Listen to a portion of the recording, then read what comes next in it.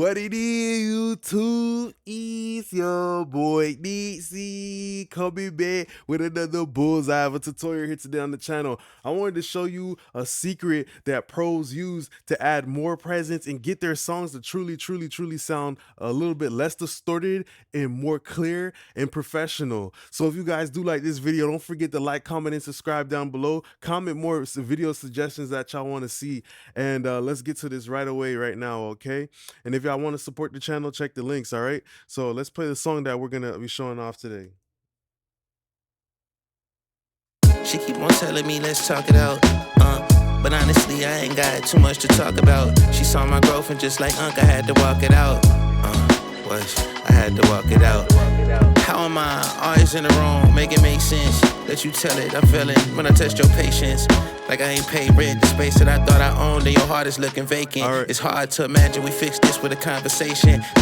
All right, so very important today. I wanted to talk to you guys about dithering, right? And how you can use dithering on individualized channels, tracks and stuff like that to add more presence. So what is dithering? Dithering is pretty much like random noise, right? That, a plugin will bring in, or even your DAW. A lot of the DAWs, they already have dithering built into the master fader that will kind of reduce unwanted digital distortion.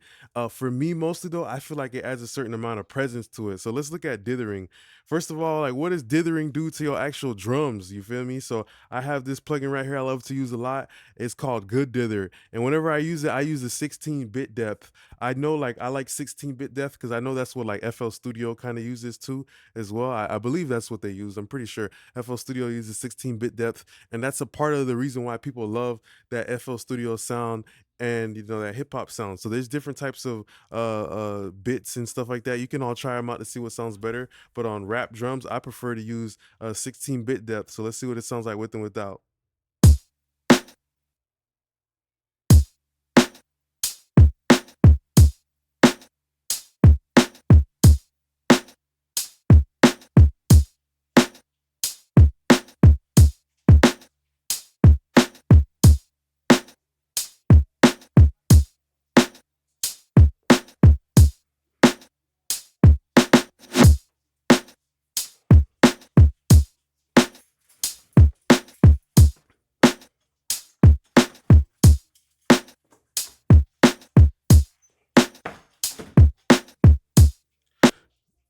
All right, so really dope. For me, what I'm mostly hearing is like it's just kind of bringing in like more presence, right? The dithering, kind of imagine it to be like Himalayan pink salt or something like that. It's pretty much just a little bit of salt and seasoning that gets rid of that raw chicken, taste and stuff like that that you would have if you didn't put it on, right? So dithering is a natural byproduct of kind of helping digital audio feel less digital. You feel me? And more like actual music, which is like round and not too piercing, right? Okay, so the way digital audio works, because it's a bunch of ones and zeros like the Matrix, you feel me? Sometimes there can be rounding errors, you feel me? Because it's just a bunch of numbers and calculations and shit, right? Like the waveforms and shit like that. So that's why dithering kind of makes it feel more natural. Another great way to use dithering is like, knowing that a plugin has the dithering in it, right?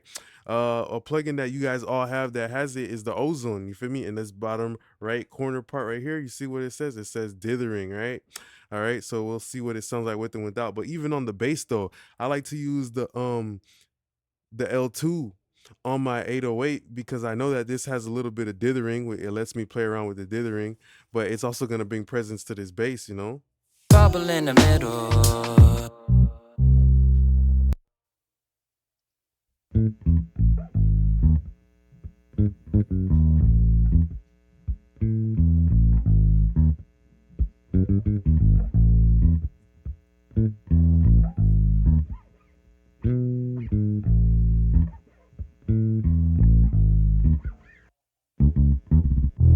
So that's me taking advantage of the dithering, because when I'm over here, I'm not doing any limiting, I'm not adding any volume, but it still sounds more presence because the dithering is applying a little bit of that salt on top of it. You feel me? To kind of just make it sound more present. So that's a great way to take advantage of dithering. Using the L2 on your bass, maybe not even to actually like do any compression, but actually just understanding that what the dithering is a part of the plugin. There's other plugins that have dithering in it. I know like TDR limiter number 6, it has dithering in it. A lot of clippers have dithering in it. Pro Tools, just the output, if you bounce out anything with or without a limiter, it's still gonna have the dithering. All right. Pro L2, look right here, it has the dithering, you feel me? It has the dithering, and the dithering can change the tone of the whole mix, right? But here specifically, I want to show you guys what it does on the Ozone, because I feel like the sound of the Ozone is nice, and with the Ozone you can click on dither and really go in there and dial your shit in how you want to. It's not something to overthink of. You feel me? I'm just letting you know that specifically is influencing the sound of your mix, and also you can use it on individual tracks to bring more presence to shit. That's what I'm trying to show you. All right, so let's go. Week after week, we didn't speak. Deep in the womb, swords over sheets. I missed when we was cool, but this beef, it got me heated. I know that we were both grieving. I didn't know how to keep it together. I wanted better for you and I. Put a pride and our differences aside. No getting stuck on who's wrong or right. Let's week after week, we didn't speak. Deep in the womb, swords over sheets. I missed when we was cool, but this beef, it got me heated. I know that we were both grieving. I didn't know how to keep it together. I wanted better for you and I. Put a pride and our differences aside. No getting stuck on who's wrong. Week after week, we didn't speak. Deep in the womb, swords over sheets. I missed when we was cool, but this beef, it got me heated. I know that we were both grieving. I didn't know how to keep it together. I wanted better for you and I. Put a pride and our differences aside. No getting stuck on who's wrong or right. Let's talk it out, cause it's not worth the fight. Bubble in the middle. All right, so if you're ever using like a limiter, you don't want to have two types of dithering. Right here, this is applying dithering, but on my final Pro L, there's the dithering is turned off. So that's an important thing to know about too. Too much dithering is gonna make your shit just sound stupid. It's not gonna sound right. So that's pretty much the end of the video here today. I just want to show you how you can take advantage of dithering to make your drums hit harder, to make your bass a little bit fuller. Starting to get an understanding of why FL Studio sounds like that, because it has a certain type of dithering on the output.